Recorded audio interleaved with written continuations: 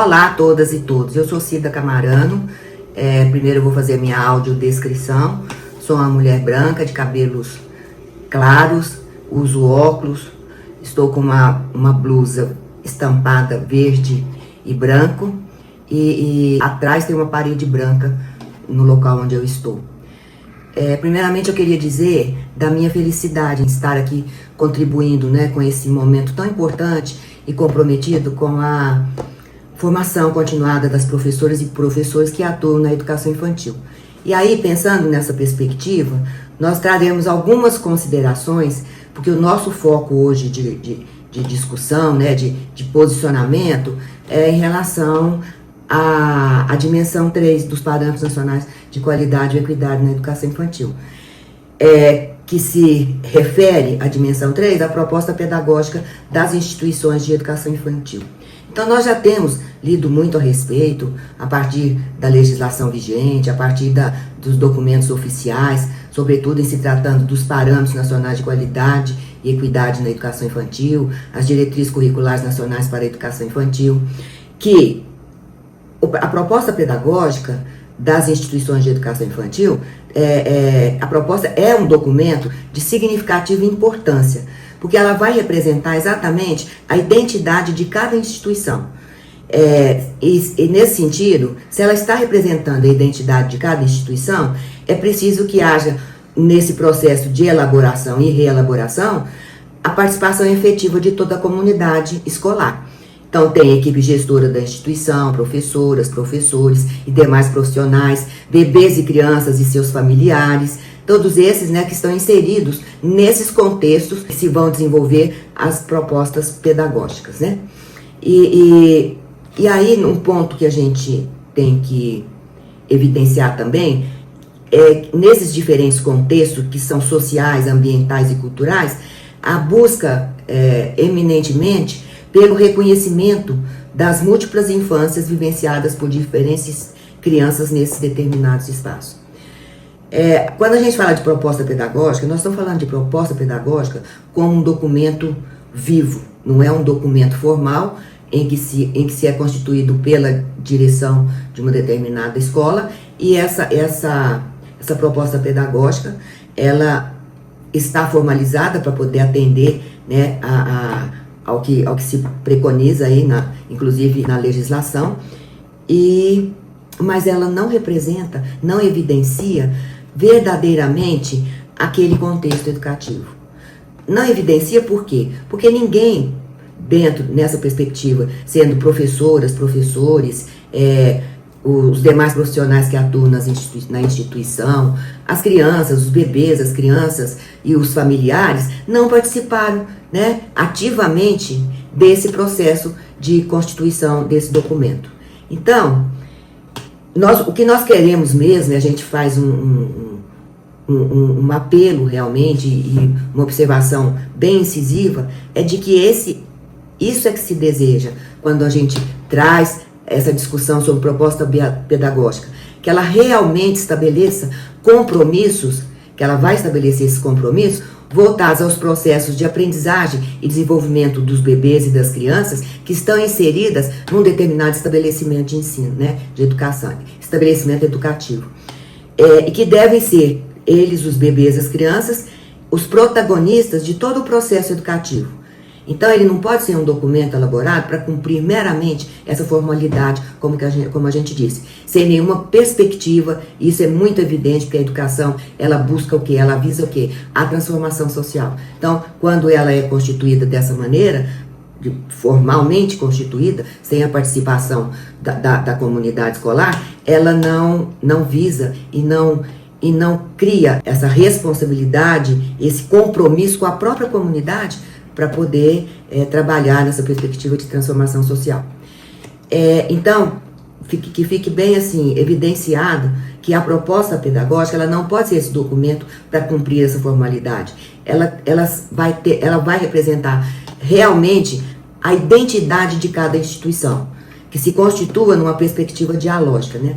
E aí nós vamos nos lembrar dos princípios, né, éticos, políticos e estéticos que estão evidenciados nas diretrizes curriculares nacionais para a educação infantil, né, que são os princípios éticos do processo de autonomia, né, da autorregulação, do processo de responsabilidade, de respeito ao bem comum e ao meio ambiente e às diferentes culturas, identidades e singularidades. No âmbito dos princípios políticos, nós vamos evidenciar os direitos de cidadania, e a criança é um sujeito de direitos, né? Então, do exercício da criticidade e do respeito à ordem democrática. E os estéticos também, que vão estar fundamentando todo esse processo nosso, né? E possibilitando que se trabalhe, que se evidencie nesse espaço os princípios estéticos, né? Que é da sensibilidade, da criatividade, da ludicidade, né? E da liberdade de expressão nas diferentes manifestações artísticas e culturais. Bom, vamos evidenciar brevemente alguns elementos constitutivos da proposta pedagógica que se fundamentam em concepções e práticas pedagógicas, considerando o quê? Considerando as especificidades da educação infantil. Essas especificidades são muito bem evidenciadas nesses documentos todos que a gente trabalha, nos documentos oficiais e a legislação vigente. Então, nós temos como um primeiro elemento constitutivo, e eu falo isso com muita enfaticamente, que é o currículo, como um dos elementos constitutivos da proposta pedagógica, né? Que ele é pautado em quê? Tá lá, nas interações e brincadeira, né? E busca garantir o quê? Situações pedagógicas promotoras das aprendizagens e do desenvolvimento infantil. Isso considerando a possibilidade de uma articulação integrada dos seus interesses, das suas necessidades, com as experiências e saberes das crianças, né? Então estabelece essa relação com os diversos patrimônios da cultura, levando-se em consideração esses interesses e necessidades. Vamos falar também na perspectiva de tempos, de espaços, de equipamentos e materiais, né? Os tempos, quando a gente fala em tempos, são aqueles tempos vivenciados pelas crianças nesses espaços educativos, né? Que pode ser parcial ou integral. E nós temos então que planejar, a partir dos tempos, dos espaços, equipamentos e materiais, a organização desses ambientes sociais educativos, que se refere, então, nós temos as salas de referência, os pátios internos e externos, nós temos a sala de leitura, nós temos salas multiuso, nós temos o refeitório e dentre outros, né? O parquinho, por exemplo. Então, nós temos que primeiro pensar nessa organização, né? Desses ambientes sociais educativos. E aí a professora, ela é a organizadora desses ambientes sociais educativos, né? E então nós vamos trabalhar em que perspectiva? Considerando aquilo que já foi dito, os interesses, necessidades das crianças a partir das suas experiências e dos seus saberes. Isso também a gente coloca bem evidenciado, né? Bom, e aí nós vamos ver o seguinte, esses momentos, esses tempos, né, esse planejamento, essa organização desses ambientes sociais, educativos, buscam o quê? Buscam possibilitar a apropriação dos bebês e crianças das múltiplas linguagens, né? Então, sobre si mesmas, sobre o cotidiano, sobre as diversidades existentes, respeitando os ritmos dos bebês e crianças nas atividades pedagógicas, estruturadas e espontâneas, e fomentando o que a gente disse dos princípios já estéticos, da sensibilidade, da criatividade, da autonomia e do incentivo à exploração desses ambientes. Que tempos são esses, voltando aos tempos? Do atendimento à criança, né? Está posto na legislação, de no mínimo 4 horas diárias para o turno parcial e de 7 horas para a jornada integral. Mas a gente sabe bem que algumas instituições permanecem com as crianças no decorrer de 10 horas, no período de 10 horas, né? As que ficam período parcial, ficam em média 4 horas. Integral, de 7 a 10 horas, né? Extrapola, então, essa perspectiva anunciada na legislação vigente. Não obstante, o que a gente tem que prestar atenção? São horas a mais, não para fazer o mais do mesmo. O que nós temos que fazer é o seguinte, e não são atividades diferenciadas de todo esse mecanismo de organização do trabalho educativo na educação infantil. Não é um contraturno. Porque se a gente coloca como um contraturno, a gente não dá sequência às atividades e às as possibilidades diversas que a gente possa estar trabalhando nesse período, né? No período que alguns denominam contraturno, mas no âmbito da educação infantil não é contraturno, né? São tempos a mais que a gente tem que possibilitar também esse processo de aprendizagem e desenvolvimento das crianças. Então, nós vamos estar pensando nisso, no planejamento, no tempo, no planejamento e a organização desses ambientes sociais educativos, considerando o quê? E a gente vai sempre repetindo, porque tamanha a importância, né?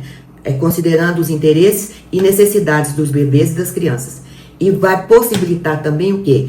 As interações entre crianças e crianças, entre crianças e adultos, entre adultos e adultos. Essa aí é de fundamental importância e a riqueza da proximidade, né, dessa interlocução entre seus pares e com os adultos. Bom, nós temos que focar muito seriamente que nesse espaço, nesse tempo, na organização do ambiente, né, dos materiais, as crianças, elas têm que ser entendidas como protagonistas. Elas não podem ser espectadoras, né? Elas são protagonistas.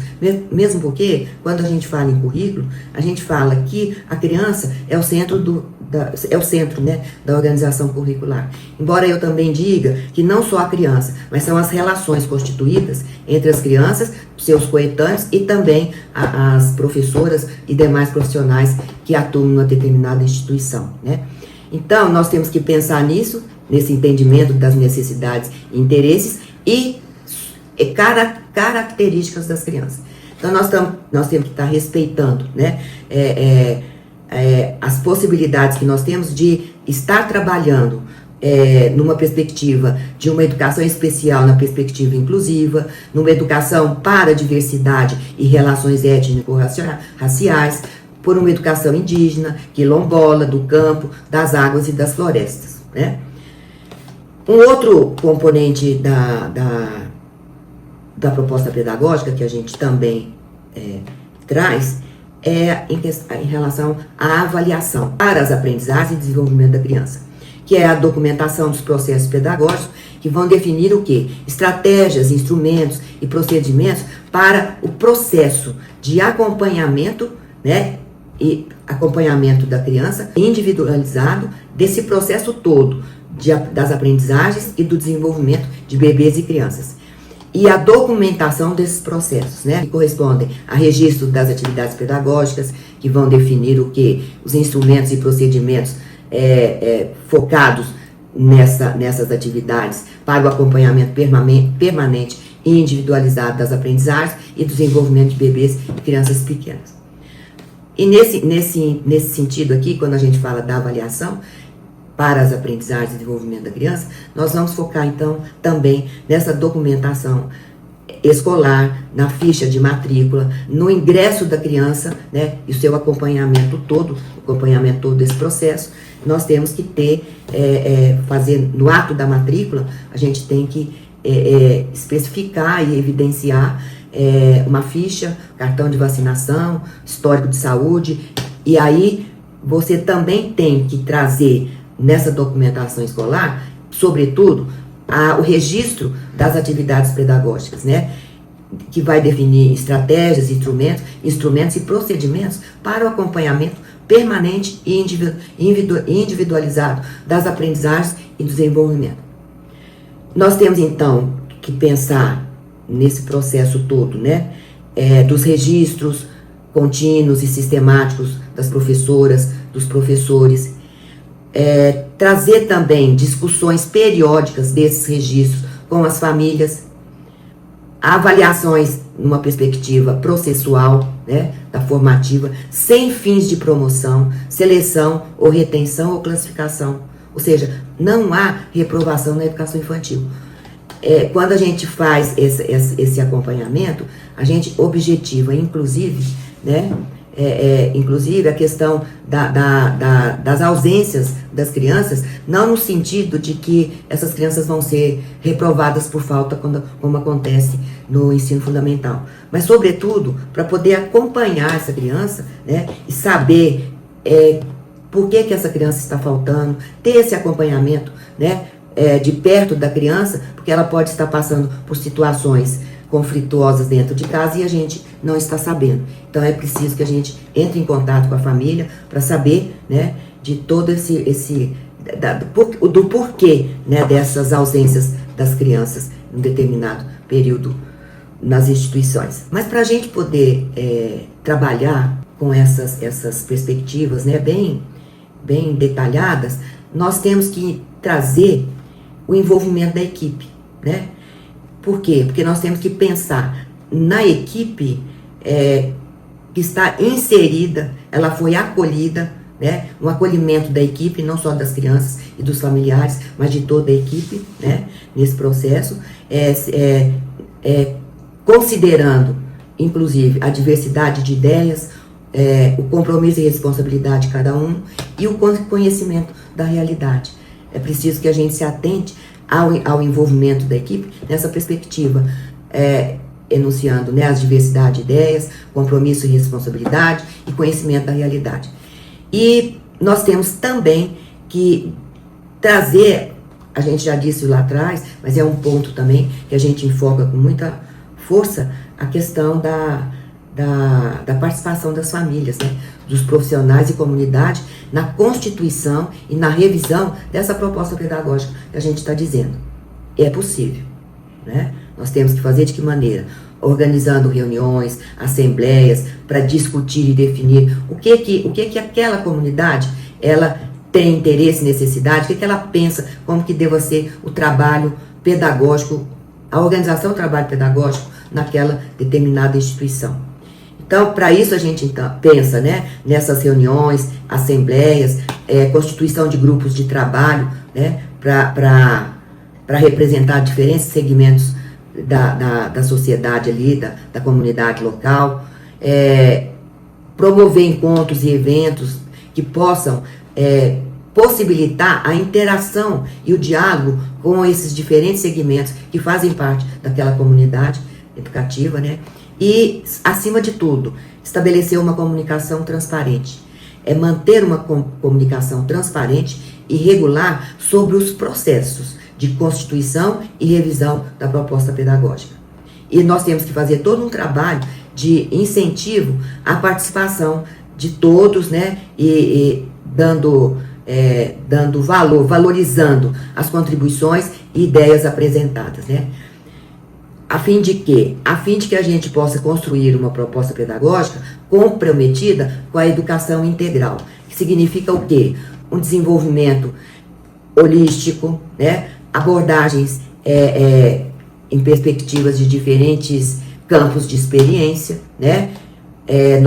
Nós trabalhamos nessa perspectiva de campos de experiência segundo a Base Nacional Comum Curricular, enfocando esse processo de autonomia e criatividade, né, dos bebês, das crianças, o pensamento crítico, né, delas, o estabelecimento de relacionamentos positivos, fomentando relacionamentos entre as crianças, professores e familiares, e flexibilização e uma proposta pedagógica para atender os interesses e necessidades de todas as crianças, né?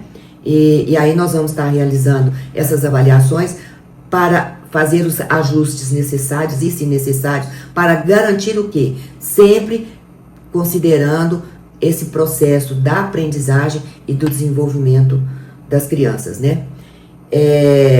A proposta deve, então, ela pode garantir, quando a gente falou das crianças, a inclusão de todas as crianças, especialmente aquelas que a gente já trouxe, né, aquelas atípicas ou em situação de vulnerabilidade. Porque nessa perspectiva de adoção de uma abordagem inclusiva, que é reconhecer e valorizar a diversidade das crianças e desenvolvendo práticas que possam ser pedagógicas, que atendam às necessidades específicas de cada criança. Bom, nós teríamos muitas outras questões aqui a falar, né, a evidenciar, mas o tempo aqui é pouco. Eu só gostaria de deixar aqui as minhas considerações finais, né, sobre essa jornada de reflexão a respeito da proposta pedagógica, né? Que a gente deve encarar como um processo contínuo de aprendizado e de crescimento, lembrando-nos de que cada criança é única e irrepetível e traz consigo que uma riqueza de experiências e saberes que devem ser levados em consideração, reconhecidos, né? Ao construir uma proposta pedagógica que valorize a diversidade, a inclusão e o processo de desenvolvimento numa perspectiva integral, nós estaremos contribuindo para a formação de pessoas mais conscientes, criativas e felizes. Então, não tenhamos medo de questionar e de experimentar. Vamos juntas e juntos nessa jornada de descobertas e de transformação social. Muito obrigada.